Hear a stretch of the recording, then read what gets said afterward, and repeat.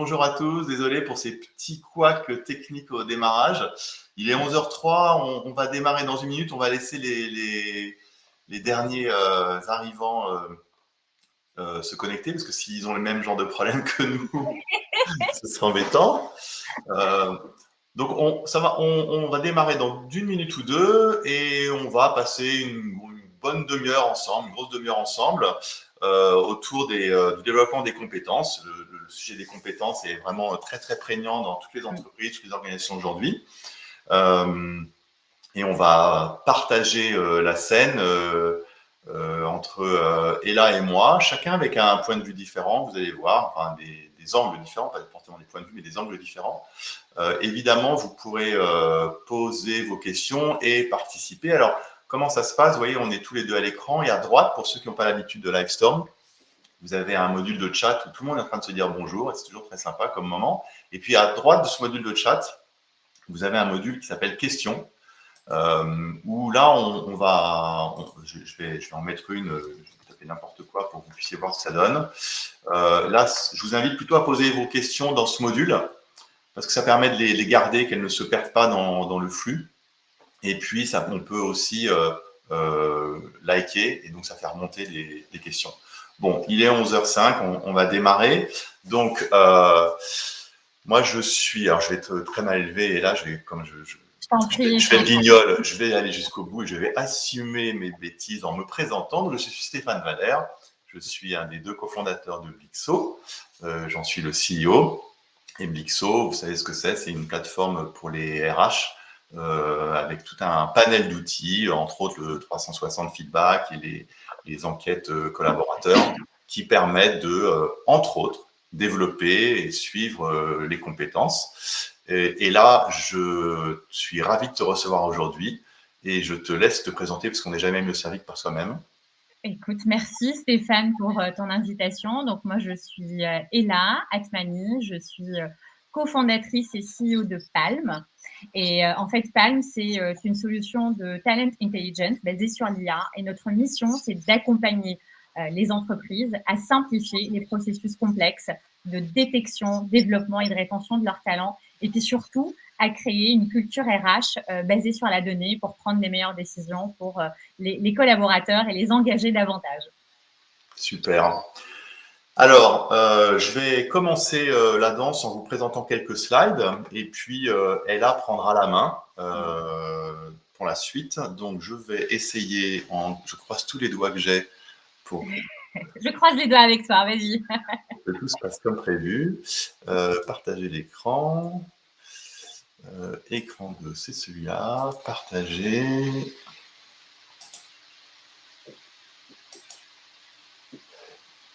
Et là, tu peux me confirmer qu'on voit bien mon écran? Yes.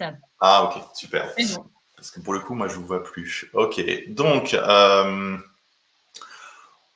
je vais vous présenter quelques slides pour lancer la discussion. Et évidemment, on va être très intéressé d'écouter là sur ce sujet-là qu'elle maîtrise parfaitement. Je vous propose de commencer par une petite vue d'altitude. Quand on regarde un peu ce qu'écrit l'OCDE, l'OCDE dit qu'il y a quand même 14% des emplois dans les pays qui sont susceptibles d'être automatisés et un tiers qui seront partiellement automatisés. Donc évidemment, ça pose énormément de questions en termes de compétences. Et la chose qui est intéressante aussi, qu'on sait, mais c'est toujours intéressant de remettre quelques chiffres, c'est que évidemment les jeunes et les gens peu qualifiés sont à haut risque, mais aussi maintenant tous les emplois hautement qualifiés, ce qui est le fait nouveau en fait avec la tech qui débarque. Alors de quoi on parle? En fait, il y a beaucoup d'études qui sont faites. Vous avez vu beaucoup quelles sont les compétences de demain, quelles sont nécessaires. Donc évidemment, on a produit des articles là-dessus, et là, a produit des articles là-dessus. Tout le monde en produit. J'ai pris ce tableau qui est, je trouve, assez complet de McKinsey. Il y a quelques infos là de McKinsey que j'ai utilisées. Et vous voyez qu'en fait, les compétences dont on parle sont des compétences tournées autour, évidemment, du digital, de la relation interpersonnelle, de développement personnel et du leadership, et puis de la connaissance et comportementale. Et ces sujets-là, en fait, c'est des sujets qu'on n'apprend pas vraiment durant les études. Ça, c'est le petit tableau d'après. Regardez, ça, c'est très intéressant. C'est le rôle des études dans l'apprentissage de ces principales compétences. Et vous voyez qu'en fait, ici, c'est là où les études là où les études ont peu d'impact. Quelles sont les compétences ici sur lesquelles les études ont peu d'impact? Et vous voyez qu'en fait, ce sont les compétences qu'on cherche tous activement aujourd'hui. Et voire même, là, ici, on a les compétences qui ont une forte interaction avec l'éducation, mais là, l'interaction est négative. Inspirer la confiance et l'humilité. C'est inversement proportionnel. C'est assez intéressant. Donc finalement, aujourd'hui, la façon dont les études sont construites, ça a peu d'impact sur les compétences qu'il faut développer aujourd'hui. Alors, dans les entreprises, comment ça se passe? Il y a 87% des entreprises qui disent que les compétences, il y a un vrai manque de compétences aujourd'hui, ce qu'on appelle le skill gaps, qui est très fort aujourd'hui et qui va se creuser dans les années à venir. Si on regarde sur quoi les entreprises travaillent, vous voyez en fait la liste ici des compétences sur lesquelles elles travaillent, donc par exemple le leadership, la pensée critique, le management de projet, les compétences digitales, et on voit que entre 2019 et 2020, il y a une forte poussée. Donc, sur quoi elle travaille le plus? Sur l'empathie, les relations interpersonnelles, les compétences digitales, la capacité à apprendre en permanence, ce qui est un sujet crucial dont on va parler tout de suite après, le project management et le leadership et la capacité à travailler et à gérer d'autres. Ça tombe bien. Donc, les entreprises ont compris le sujet, elles bossent le plus là-dessus, mais on en est loin. Regardez, ça, c'est très intéressant, c'est les compétences qui vont manquer. Alors, ça date de 2017, donc c'est un peu vieux, mais la tendance est toujours la même. C'est-à-dire qu'on s'aperçoit que quand on regarde 3-4 ans plus loin, la moitié des compétences manquent. Les gens aujourd'hui n'ont pas les compétences dont ils ont besoin demain. Mais demain très, très court. Alors ça impacte directement les managers. Donc on descend, vue globale, les entreprises. Si on descend sur les managers, les managers, ils ont besoin d'aide parce qu'il y a 64% des managers qui pensent que leurs équipiers ne sont pas en mesure de suivre le rythme des besoins futurs en compétences. Donc là, c'est là où on voit que les RH et les organisations ont un rôle extrême à jouer dans cette façon d'aider les managers et de structurer de façon générale l'apprentissage de nouvelles compétences.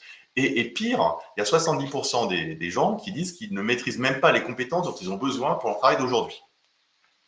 Ça, c'est une source Gartner aussi. Donc, qu'est-ce qu'on peut imaginer comme solution? Alors, vous avez entendu parler du redéploiement, upskilling et reskilling. Finalement, la question qu'on se pose, c'est comment s'assurer que les collaborateurs que l'on a aujourd'hui dans notre entreprise pourront faire quelque chose de différent demain, parce que c'est vital pour eux et vital pour l'entreprise. Donc, il y a 3 façons de faire. Redéployer, on va déplacer la personne et puis en espérant que ce qu'elle sait faire, ça correspondra à peu près à ce qu'on attendait ailleurs. Il y a un autre sujet qui s'appelle l'upskilling, qui est la tendance de fond, qui est d'aider une personne à développer les compétences et ses talents qu'elle a déjà. Donc, amplifier son savoir-faire, le rediriger légèrement, l'amplifier. Et puis, le reskilling, qui est un truc un peu démodé maintenant, qui est apprendre à quelqu'un un nouveau métier, une nouvelle compétence, donc, qui lui sont complètement inconnues. Donc, partir de rien. Et c'est ce qu'il y a de plus difficile, et ça ne marche pas très bien. Il y a une autre solution qui est pour que les entreprises puissent réduire ce gap de compétences. On a vu travailler avec les gens qui sont là, mais il y a aussi recruter des nouvelles compétences. Et en fait, maintenant, la tendance est vraiment évidemment de recruter des compétences plus que des expériences dans une verticale industrielle. Je suis dans le tourisme, je ne veux que des gens qui viennent du tourisme. C'est pas du tout le sujet. Le sujet, c'est j'ai besoin de compétences. Il faut que je comprenne quels autres métiers, quelles autres industries développent ces compétences. Et moi, après, je rajouterai la couche industrielle.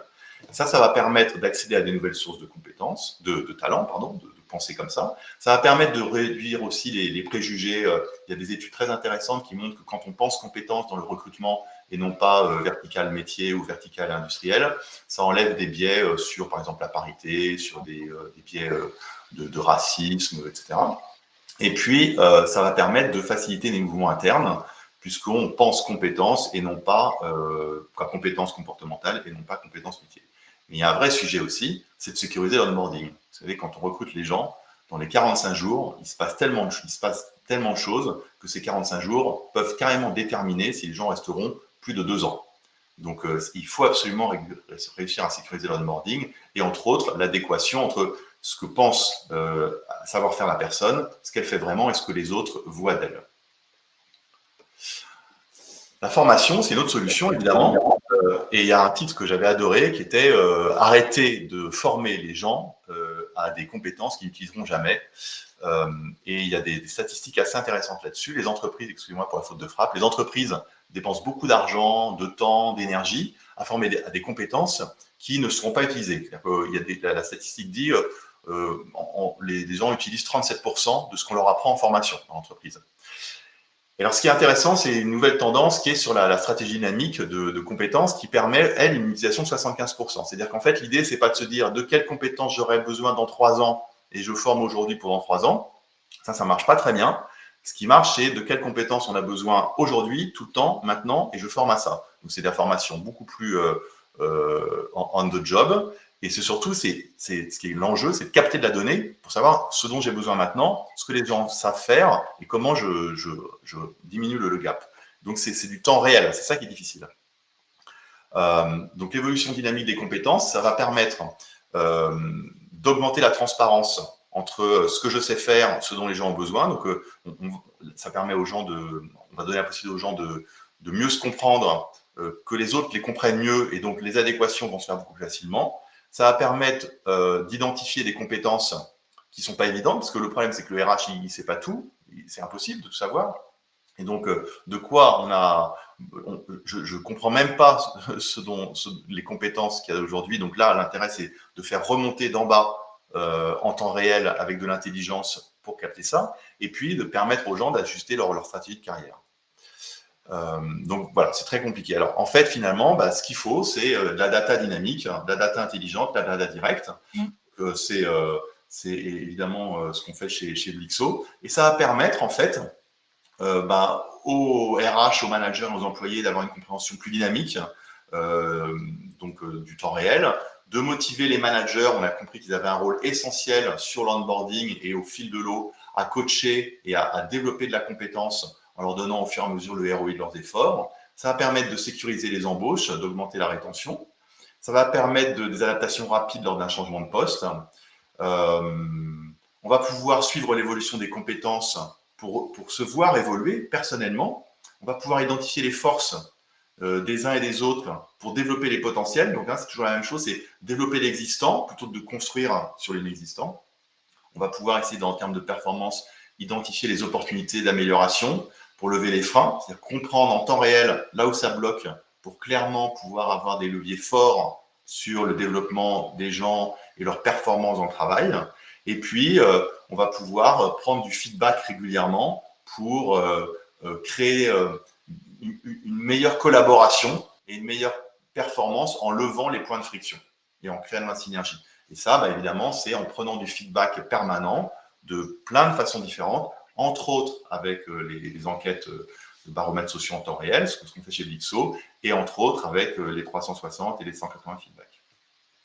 Voilà, c'est ce que je voulais vous présenter rapidement. J'ai été très vite, parce que le but, c'est de permettre la discussion après. Et là, je te passe la parole pour prendre la suite. Génial. Écoute, merci beaucoup. Donc, j'ai projeté à mon tour. Merci beaucoup, Stéphane. Effectivement, le contexte tel que tu l'as présenté est assez vrai. Hein. Il y a énormément d'études qui vont dans ce sens-là. Et donc, je vais en parler aussi un petit peu et vous présenter très rapidement ce qu'on fait chez Palm pour répondre à ces nouveaux enjeux du futur du travail et du monde du travail. En fait, ce qu'on fait, c'est qu'on le voit, tu l'as très bien présenté, les enjeux du monde du travail aujourd'hui sont de différentes natures, donc que j'ai essayé de résumer en trois axes principalement. Le premier, c'est que le changement est la nouvelle normalité. On le voit, ça évolue vite. Tu en as parlé, les compétences se renouvellent plus rapidement. Dans les années 70, une compétence avait une durée de vie de quasiment 40 ans. Aujourd'hui, une compétence a une durée de vie qui est maximum de 18 mois. Et je pense que ce délai va se raccourcir et se raccourcit déjà très, très vite sur certains métiers, notamment les métiers autour des technologies. Comment finalement aider les entreprises à capter ces nouvelles compétences et puis surtout à capter les compétences qui sont en déclin. Effectivement, et il y a tous les enjeux de l'automatisation, de l'IA, qui sont au service de la détection, et non seulement la détection, mais aussi la valorisation des compétences, parce que ça a un impact direct sur le niveau d'engagement et de la rétention des talents au sein des entreprises. Un talent qui considère que ses compétences, que son potentiel est valorisé à sa juste valeur, est un talent qui est plus engagé, qui est plus productif et qui évidemment s'épanouit davantage. Le deuxième axe, et ça on l'a vu notamment avant la crise Covid, mais ça a été complètement accentué avec le contexte qu'on a vécu, c'est la guerre des talents. On le voit aujourd'hui, beaucoup de DRH disent on n'arrive pas à recruter, on signe des contrats et les recrutés ne viennent pas. En fait, l'enjeu sur lequel peut travailler l'entreprise, évidemment, il y a un enjeu sur la marque employeur, attirer les bons talents, mais elle peut aussi offrir plus de visibilité sur les parcours de carrière pour ses propres talents internes, pour éviter qu'ils partent. Comme ça, effectivement, elle réussit aussi à équilibrer un petit peu les besoins de nouveaux talents et puis le développement de ces talents sur des parcours de carrière plus agiles et plus adaptés, à la fois à ce qu'ils ont envie de faire, mais aussi évidemment à ce qu'ils savent faire.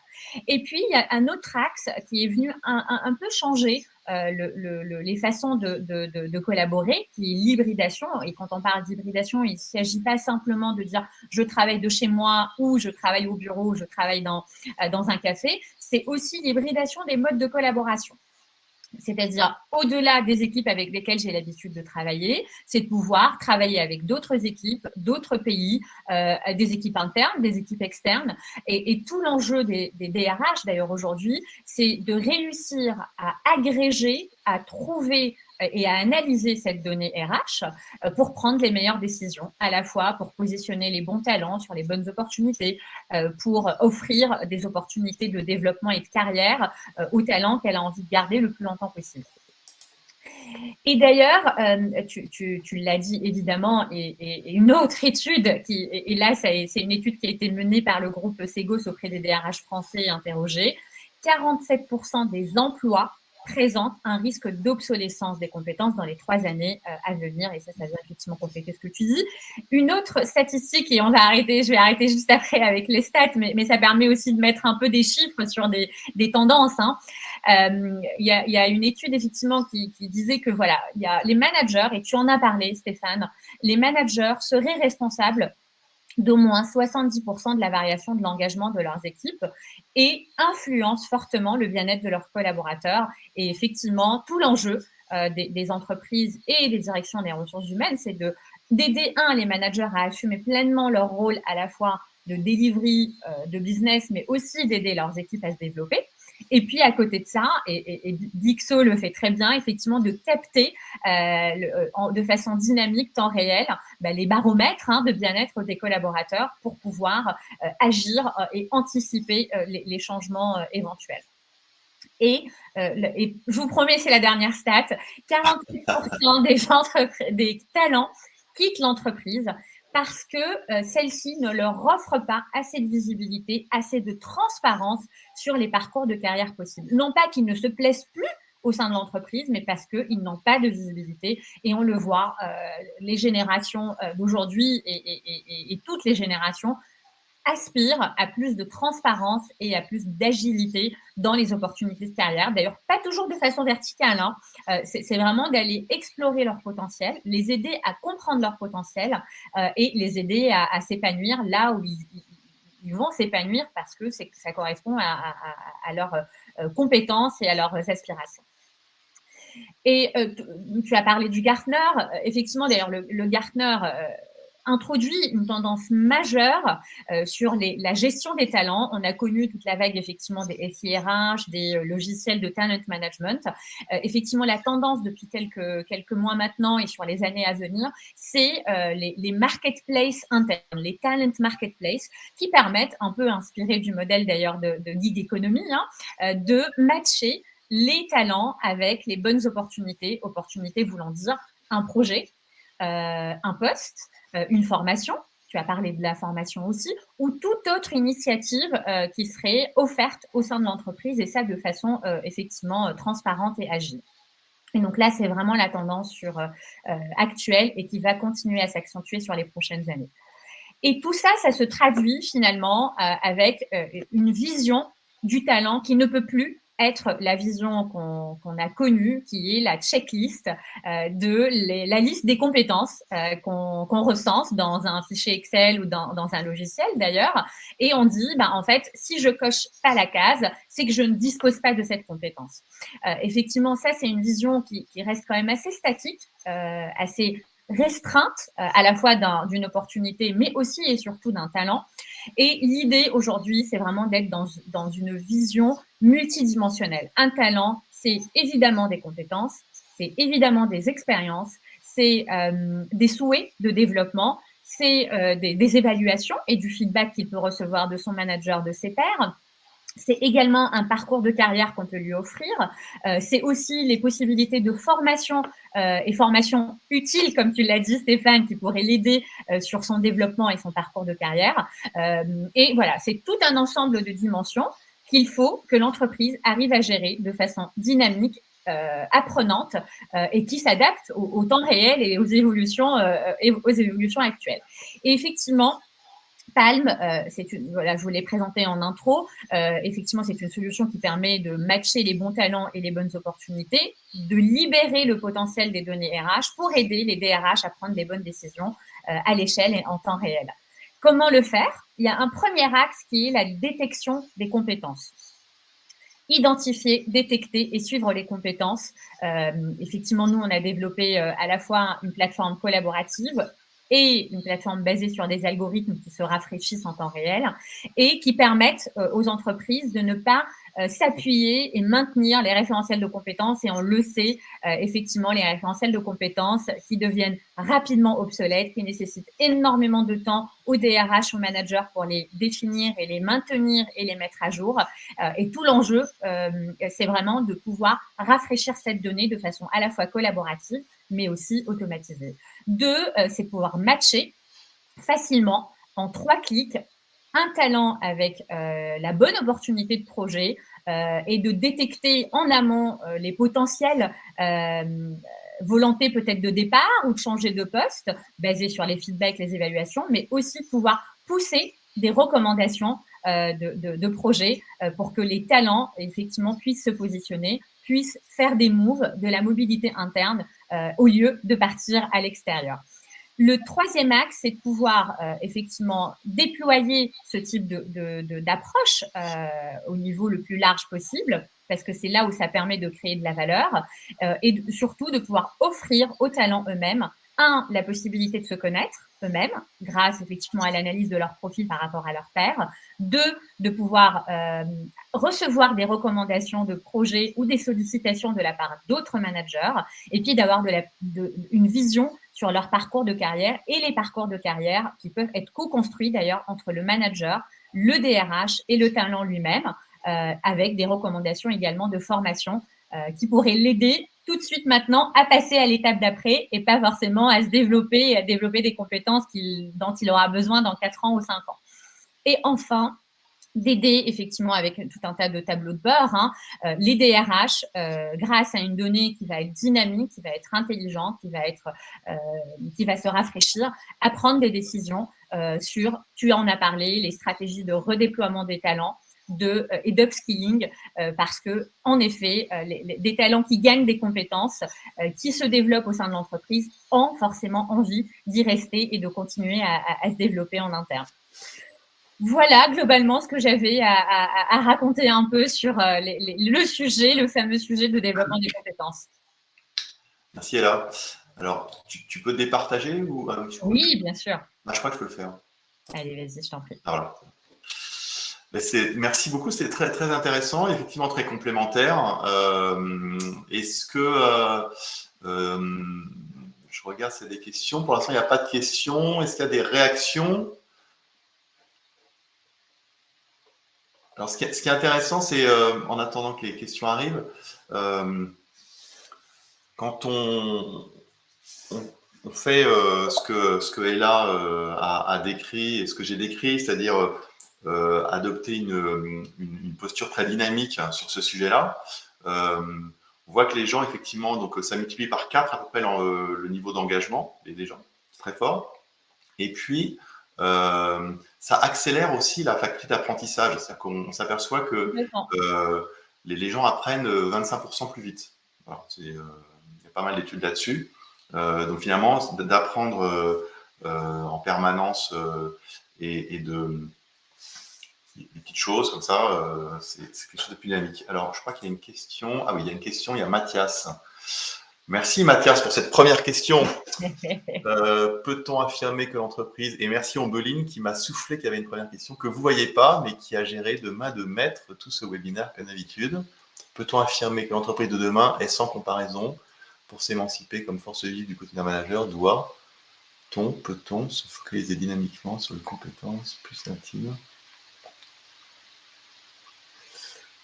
Alors, attendez, je ne suis pas sûr de comprendre la question. Tu comprends la question, là ou pas? Je crois comprendre. Bon, je vais essayer de reformuler, Mathias. Si ce n'est pas la bonne formulation, n'hésitez pas à rebondir.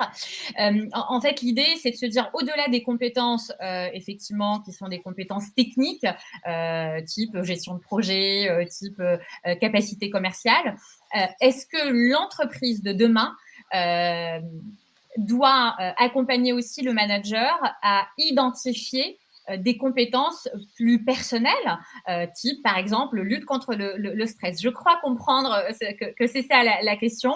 Mais oui, effectivement, oui, parfait. Effectivement, l'entreprise même d'aujourd'hui, j'ai envie de dire, hein, un talent, et comme on l'a dit d'ailleurs dans la vision que nous, on a envie d'incarner avec Palm, c'est vraiment une vision 360. On a à la fois des compétences qui sont techniques et qui permettent d'exécuter son job au quotidien, mais à côté de ça, il y a effectivement des compétences personnelles, interpersonnelles, le leadership. Il y a beaucoup d'entreprises aujourd'hui qui parlent du leadership et de l'importance du leadership managérial. Il y a même des programmes d'accompagnement des managers dans le développement de leur leadership.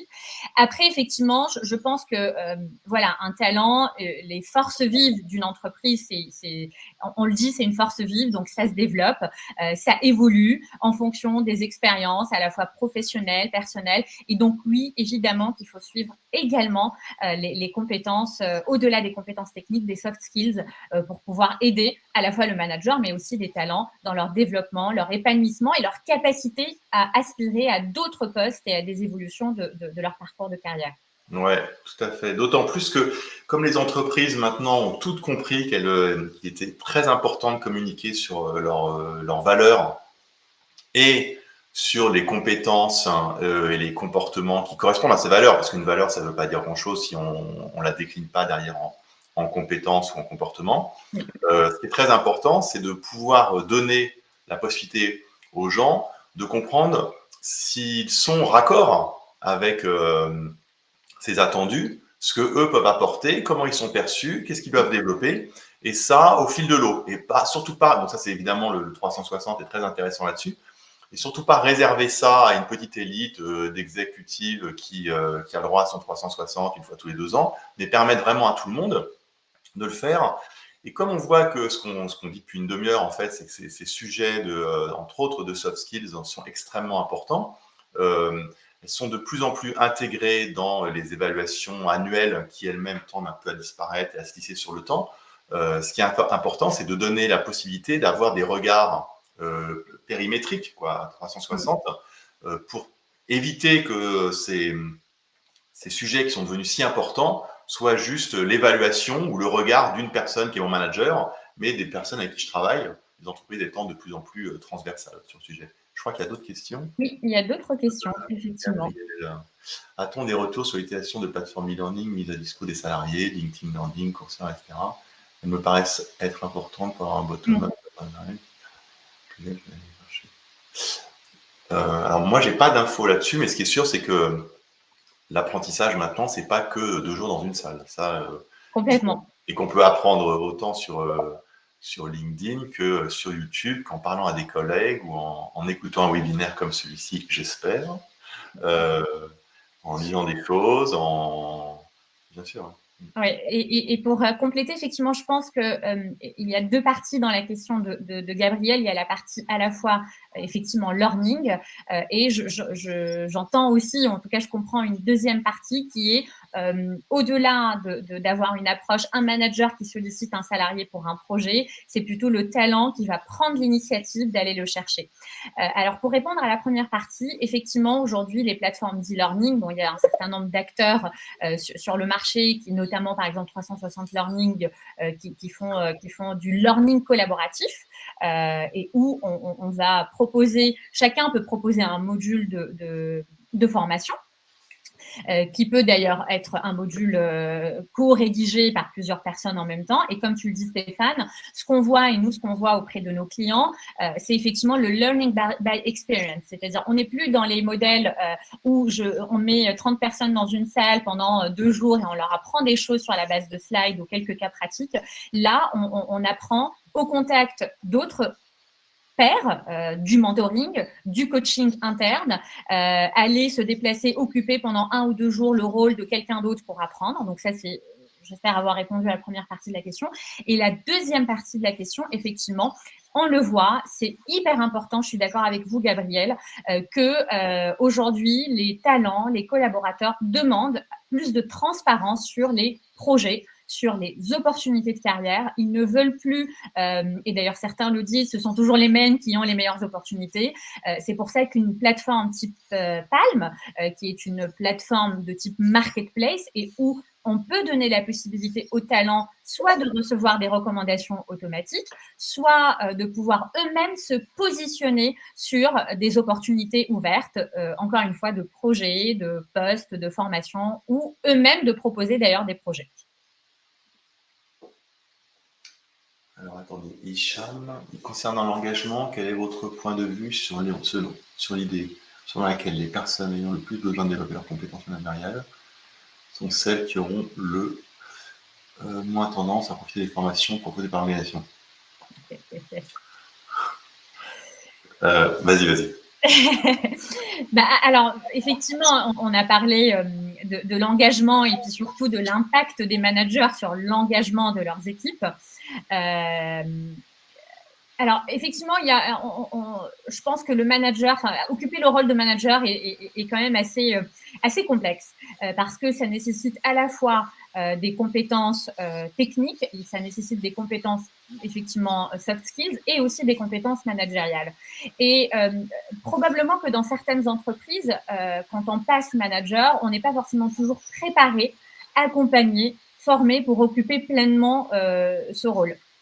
Et d'ailleurs, effectivement, une des approches qu'on voit, c'est de se dire, avant de pouvoir passer à un poste, au poste suivant, soit un poste de management, d'ailleurs ça peut être à petite échelle et puis après à grande échelle, effectivement, il y a un certain nombre d'étapes de formation, de compétences à développer, de feedback à recevoir, d'évaluation, de connaissance de soi, de ce qui nous manque pour passer à l'étape d'après avant de pouvoir le faire. Après, je pense que c'est assez variable en fonction des managers. Ceux qui sont effectivement bons managers, voire très bons managers, ils vont toujours être dans l'amélioration continue pour eux-mêmes et pour leurs équipes. Et puis d'autres qui vont être submergés par la charge de travail et qui ne vont pas forcément suivre toutes les formations. Mais en tout cas, on leur recommande fortement de suivre des formations pour être des très bons managers. Ouais, en fait, j'enchéris et j'enrichis ce que tu dis. Le sujet principal, je pense que vous notez, Hicham, qui est très juste, c'est la connaissance de soi. Ouais. C'est-à-dire que ce qu'il faut, c'est il faut que l'organisation, et donc ça, je réponds un peu à la deuxième question que vous avez posée. La recommandation, c'est de donner la possibilité aux gens de prendre conscience de ce qui leur manque, euh, parce que c'est le préambule à tout développement. Si la personne comprend vraiment ce qui lui manque, parce que des pairs lui disent, parce que son manager lui dit, tout ça avec des données qui sont assez aseptisées, assez froides, qui sont un peu dénuées d'émotions ou de relations d'ego, etc.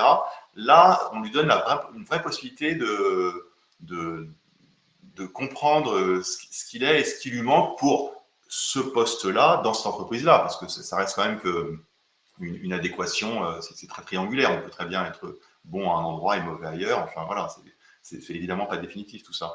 Mais ça, c'est la première chose. La deuxième chose, c'est de donner au RH, et c'est évidemment ce qu'on fait chez Blixo aussi, c'est de donner au RH la possibilité de capter ces informations-là pour pouvoir, elle, adresser les bonnes personnes. Comme on a compris de toute façon, il fallait absolument tout faire pour que les gens qui sont là aujourd'hui puissent se développer pour bien faire leur travail d'aujourd'hui et de demain, et d'aller là où l'entreprise aura besoin d'elles et où elles vont pouvoir se développer.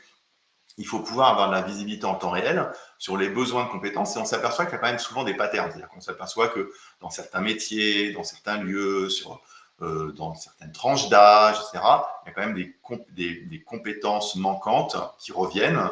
Et ça, on peut très facilement l'identifier pour construire des plans de formation qui sont maintenant protéiformes, plus du tout comme on faisait avant, mais des plans de formation protéiformes qui ciblent bien, qui ne tombent pas à côté. La troisième chose que je voulais dire, c'est que avec la tech, les managers ont un rôle qui est complètement bouleversé. Parce qu'avant, c'était eux justement qui disaient tu dois te former là-dessus, c'est ça qui ne va pas chez toi, voilà, c'est moi qui vais t'aider. Et maintenant, effectivement, bah, on hack ça, on peut complètement squeezer le manager, parce qu'avec ce que la tech permet, ce que par exemple Blixo permet, on donne la possibilité aux gens de comprendre où ils en sont tout seuls, sans leur manager, tout seuls.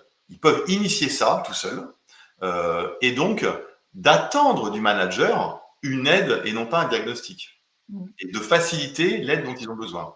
Donc c'est très compliqué, et ça, il faut l'apprendre au manager, parce que personne n'a été formaté à ça aujourd'hui. On va prendre une dernière question, vu que je n'avais pas vu l'heure. Donc, je te laisse lire les questions, puis on en choisit une. Allez.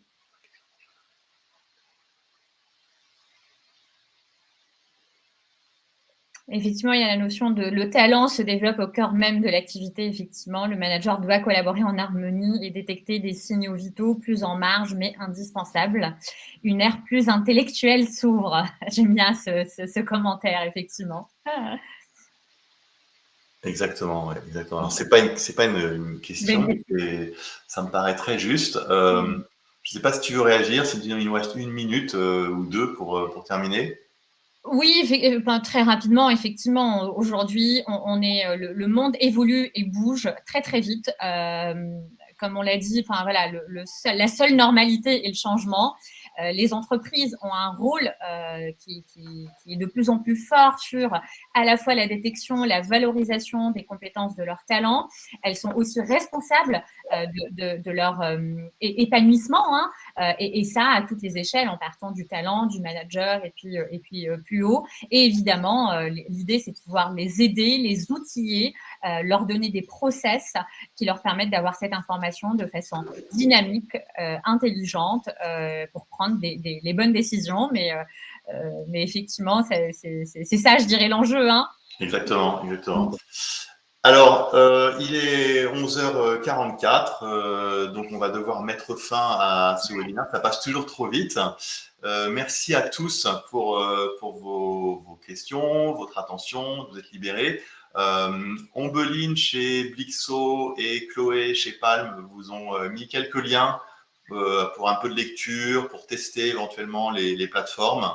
Vous avez compris ce qu'on fait tous les deux. Il y a une zone très cohérente entre les deux. Donc, ça vaut sans doute le coup d'explorer les deux solutions pour voir pour construire et apprendre ce qui vous va le mieux. Merci à tous. Bonne journée. Merci encore, Ombeline, pour l'organisation. Et puis, bon, Bixo, on organise tout le temps des webinaires. Je ne sais plus quand est le prochain, mais ça arrive vite et je suis sûr que notre marketing fera tout pour que vous soyez au courant. Merci encore, Ella. Merci à toi, Stéphane. Et puis, bonne journée. Merci à tous ceux qui ont participé. Et puis à très bientôt. Au revoir. Au revoir.